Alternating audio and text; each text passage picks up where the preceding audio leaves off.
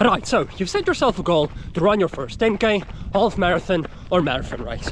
But what to do now? Start training, buy carbon shoes, find a coach, stop drinking beer, and look at what the pros do. Well, no, none of that.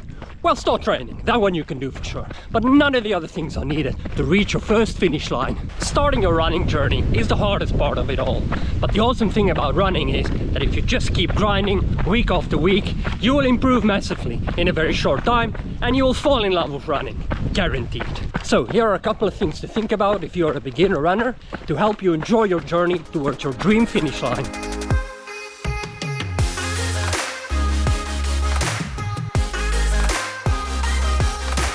Too much too soon.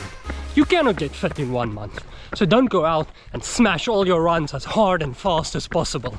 You want to start off slow and short and build up gradually. Rather run slower and shorter and more often than do one big fast long run and then sit on the couch for a week because you can't even walk to the toilet. As the saying goes, you cannot run to Rome in 1 day, or something like that. Well, basically the point is, we actually want to reach Rome. We don't want to die next to the road and become food for the vultures. Consistency, the absolute most important thing when it comes to running. Consistency should be your main focus when you're preparing for a race. Run more consistently and you will be a better runner, period.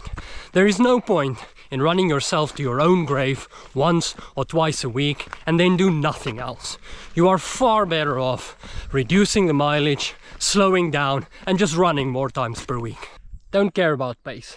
Strava is a very effective tool, but it can also consume us. You run for you and you alone, nobody else. No one cares if you're slow or fast. Slow and fast, it's only relative for yourself. There are many very fast runners out there that are still slow compared to others. So you do you. Run to your own abilities and you don't get a golden star if your heart rate reaches 200.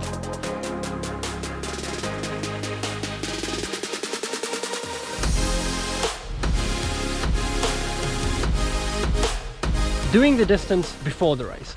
Let me just go and run 21 kilometers before I do my half marathon race, just to see if I can actually run 21 kilometers.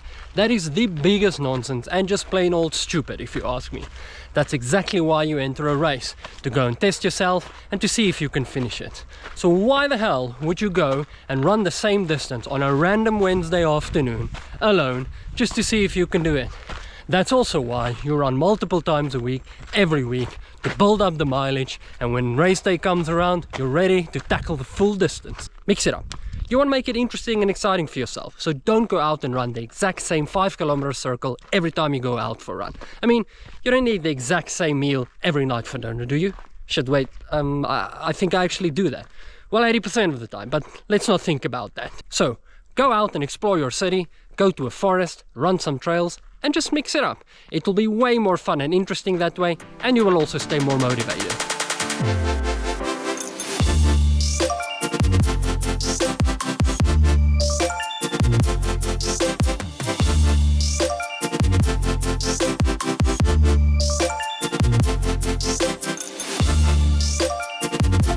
And then the last one. See this one as a kind of a bonus mixed with a rant. Do not wear headphones on race day. The atmosphere is the best part of the race, so why do you want to block that out? Listening to the breathing and the footsteps of all the other runners, soaking up the screaming of all the fans, that's what race day is all about. But the most important thing is just get out and run. Enjoy the process of getting better and getting to that first start line. Running is awesome, and racing is just the cherry on top, and my absolute favorite cherry in the whole wide world. So, turn yourself into a running savage, go and smash that race, and wear that medal proudly.